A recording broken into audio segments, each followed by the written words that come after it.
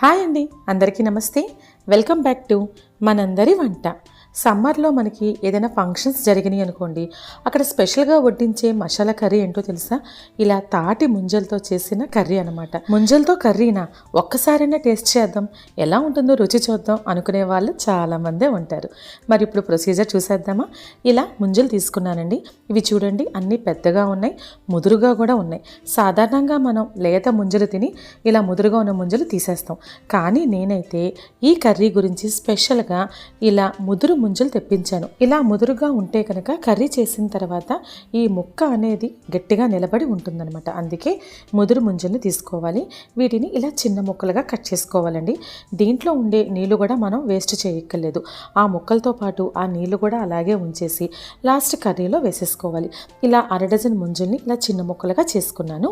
ఇప్పుడు స్టవ్ మీద ఒక ప్యాన్ పెట్టి మసాలా సరుకులన్నీ వేసుకోవాలండి. అనాస పువ్వు, దాల్చిన చెక్క, లవంగాలు, ఇలాచి ఇలా కొంచెం కొంచెం వేసుకొని 1.5 స్పూన్ ధనియాలు వేసుకొని ఒక ఎండుమిరపకాయ వేసుకొని లో ఫ్లేమ్లో మాత్రమే వీటిని ఫ్రై చేసుకుంటూ 1 స్పూన్ జీలకర్ర, అలాగే 1.5 స్పూన్ గసగసాలు వేసుకొని 1 స్పూన్ నువ్వుపప్పు వేసుకోవాలి. ఇవన్నీ కూడా జస్ట్ 1 నిమిషం మాత్రమే దూరగా వేయించి జీడిపప్పు గుళ్ళు తీసుకోవాలండి. అంటే మనకి గ్రేవీలా కావాలి కాబట్టి ఇలా కొన్ని జీడిపప్పు గుళ్ళు కానీ లేదంటే జీడిపప్పు పలుకులు కానీ తీసుకోవచ్చు. అలాగే దోసపప్పు, పుచ్చపప్పు అని కూడా అంటారండి. ఇది 3 స్పూన్లు తీసుకోవాలి. వీటిని లో ఫ్లేమ్లో మాడిపోకుండా ఫ్రై చేసుకోవాలండి. ఇవన్నీ వేయటం వలన మనకి గ్రేవీ అనేది చిక్కగా వచ్చి చాలా రుచిగా కూడా ఉంటుంది. ఇలా అన్నీ వేసుకుని చల్లారనిచ్చిన తర్వాత వీటిని మిక్సీ చేసుకోవాలి.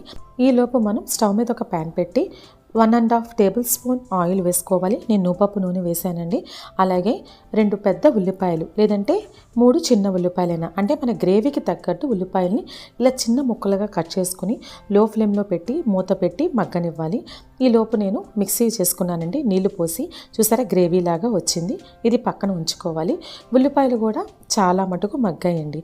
తర్వాత 1 స్పూన్ అల్లం వెల్లుల్లి పేస్ట్ వేసుకొని అది అడుగు అంటకుండా ఒకసారి బాగా కలుపుకొని 3 మీడియం సైజ్ టొమాటోలని ఇలా చిన్న ముక్కలుగా కట్ చేసుకున్నానండి. ఇప్పుడు కూడా లో ఫ్లేమ్లో పెట్టి వీటన్నిటిని బాగా మగ్గనివ్వాలి.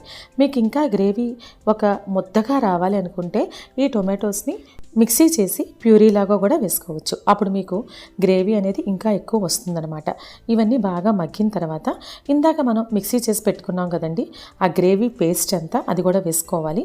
కొద్దిగా నీళ్లు పోసుకొని ఆ మిక్సీ జార్లో ఉన్న మిగతా పేస్ట్ కూడా వేసేసుకొని ఒక 5 నిమిషాలు లో ఫ్లేమ్లో మగ్గనివ్వాలి. అంటే మనం ఈ జీడిపప్పు, దోసపప్పు వేసాం కదా, అవి కొంచెం ఈ నూనెలో మగ్గితే కనుక టేస్ట్ అనేది చాలా బాగుంటుందండి.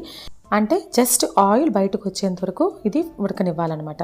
ఎందుకంటే మనం ముంజలు వేసిన తర్వాత ఇంకా ఎక్కువసేపు ఉడికించాం, అందుకని. ఇప్పుడు చూసారా, ఆయిల్ కొంచెం పైకి వస్తుంది. ఇంకా ఇలా ఉడికితే చాలు. ఇప్పుడు మనం కట్ చేసుకున్న ఈ ముంజలు ముక్కలన్నీ వేసేసుకోవాలండి.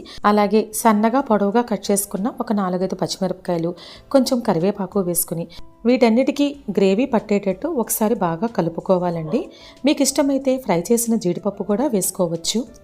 1 స్పూన్ కారం, 1 స్పూన్ ఉప్పు వేసుకుని కొంచెం నీళ్లు పోసుకోవాలండి. ఇవన్నీ బాగా కలవాలి. అదే గనక మీరు ఎక్కువ నీళ్లు పోసారనుకో ఆ కూర ఉడకడానికి చాలా టైం తీసుకుంటుంది. ఇంకొక 5 నిమిషాలు కుక్ చేసుకోవాలండి. మనకి ముంజలు అనేవి ఎక్కువ కావాలంటే ఇంకా ఎక్కువ ముక్కలు వేసుకోవచ్చు. అలాగే చివర్లో ఒక 1/2 స్పూన్ పంచదార, కొంచెం కొత్తిమీర, అలాగే కొంచెం కసూరి మేతి, 1 స్పూన్ నెయ్యి వేసుకుని ఇవన్నీ బాగా కలుపుకుంటే గనక చాలా బాగుంటుందండి టేస్ట్. చూసారా, ఇందాక నీళ్ళగా ఉంది పేస్ట్. ఇప్పుడు ఈ ఆయిల్ అంతా బయటకు వచ్చి చూడడానికి కూడా సూపర్గా ఉంది. ముంజలు అనేవి చాలా సాఫ్ట్గా ఉంటాయి. మరి గ్రేవీ కొంచెం ఘాటుగా ఉంటే కనుక టేస్ట్ అదిరిపోతుంది కదండి. ఇప్పుడు చూపించిన విధంగా కర్రీ చేసుకుంటే కనుక దాబా స్టైల్లో మసాలా కర్రీ ఉంటుందండి. ముక్క లేనిదే ముద్ద దిగదు అన్న వాళ్ళు కూడా చక్కగా ఇష్టంగా తింటారు. ముంజలని మామూలుగా తినచ్చు కదా, ఇలా ఎందుకు అంటారా? జస్ట్ ఫర్ వెరైటీ అండి, అంతే. మరి మీకు నచ్చిందండి నా రెసిపీ? Thanks for watching.